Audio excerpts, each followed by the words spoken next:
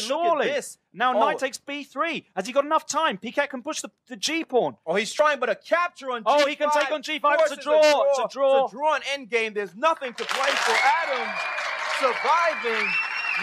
Bonjour à tous et bienvenue dans cette nouvelle vidéo dans laquelle j'ai décidé de vous montrer plus de choses, d'être plus entreprenant vis-à-vis des sujets que je traite, qui jusque-là étaient relativement restreints et axés spécialement aux débutants.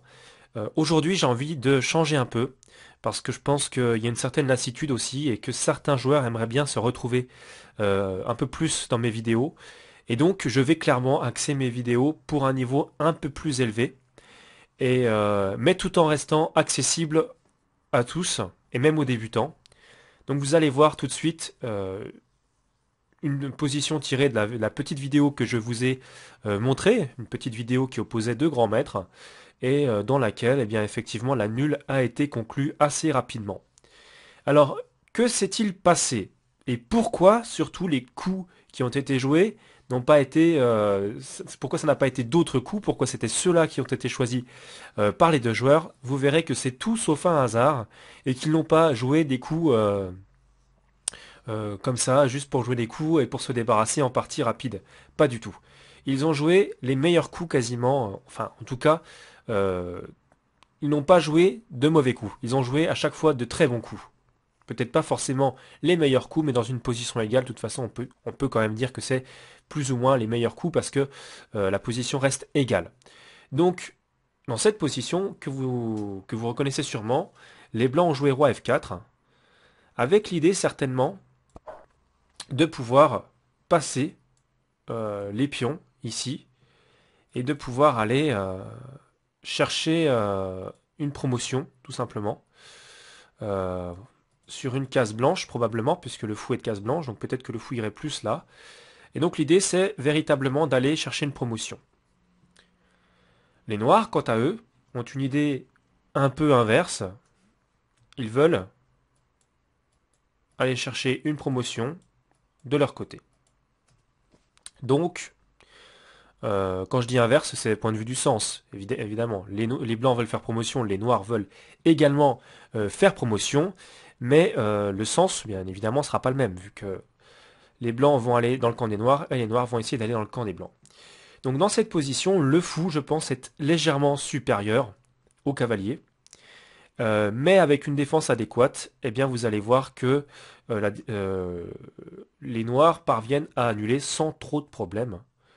Donc je vais effacer toutes les flèches, et on va passer maintenant...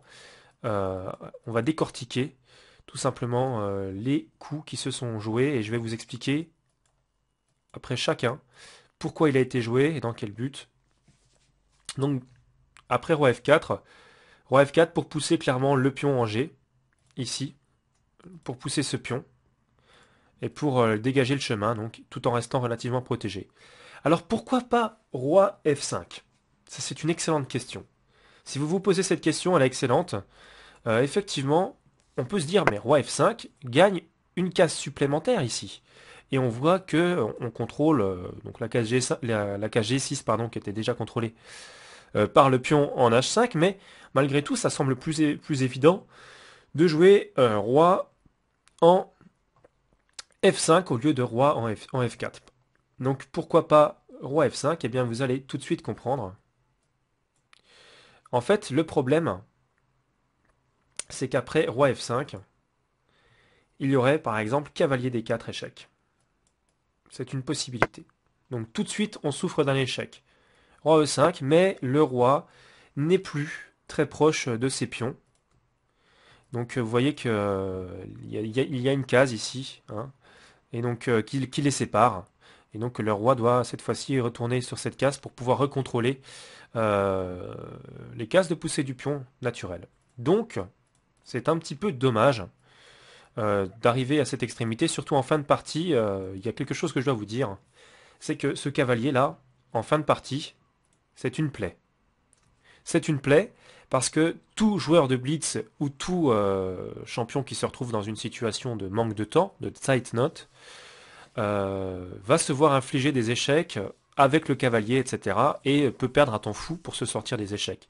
Certes, à leur niveau, ça devrait aller relativement bien, mais malgré tout, cet échiquier reste une possibilité de donner des échecs assez fréquents, etc. Et donc, il vaut mieux éviter de le remettre en activité si rapidement.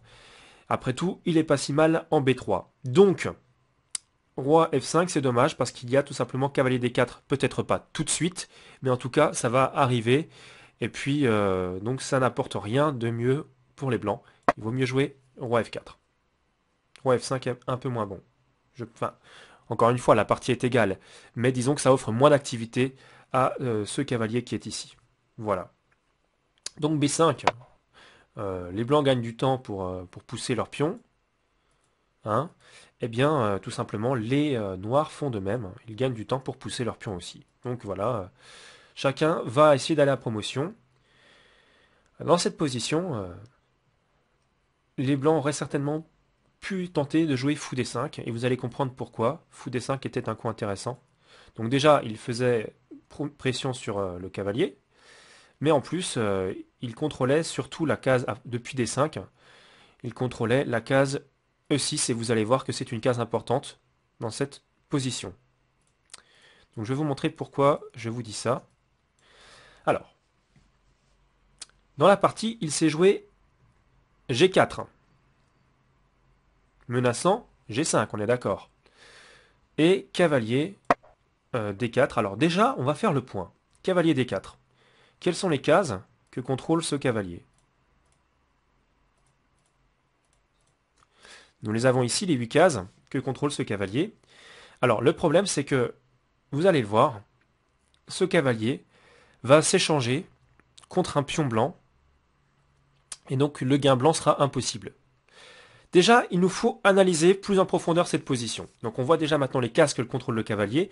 On va essayer de regarder au niveau du matériel, est-ce qu'on peut gagner avec les blancs? Oui, pour l'instant on peut gagner parce qu'on a 2 pions. On a 2 pions, donc je dis pas que c'est gagnant, hein, mais je dis qu'on peut encore gagner. C'est ça que je dis. Je dis qu'il n'y a pas de nul théorique. On peut encore gagner parce que ce pion-là peut être poussé. Et nous voyons que cette case ici est de la même couleur que ce fou, donc ça gagnera. Ça peut gagner. Voilà, donc l'idée c'est effectivement de pousser ce pion à dame. Mais que se passerait-il dans le cas où, comment dire, ce cavalier qui est situé en D4 parvenait à s'échanger par exemple contre ce pion? Eh bien, on va voir tout de suite qu'il y a une grosse insuffisance au niveau du matériel blanc pour l'emporter. Parce que si c'était le cas, donc imaginons que ce pion-là et ce cavalier-là ne soient plus du jeu, le pion ne suffirait pas. Parce que même si le roi parvenait ici, le roi noir, lui, pourrait venir... attendez, je vais vous faire une petite flèche de couleur jaune, ça sera mieux. Voilà, le roi noir pourra trouver refuge en H8, et il ne sera pas possible, avec le fou, de progresser de façon à venir tout simplement contrôler la case de promotion du pion. Donc, on a un problème, c'est que si notre pion G disparaît, eh bien, nous n'avons plus de possibilité de gagner. Or, et c'est là qu'est tout le problème, or, eh bien, comment dire, les noirs ont une possibilité d'échanger ce cavalier contre ce pion. Comment? Après G5, regardez bien, je vous avais dit que le cavalier disposait des cases suivantes.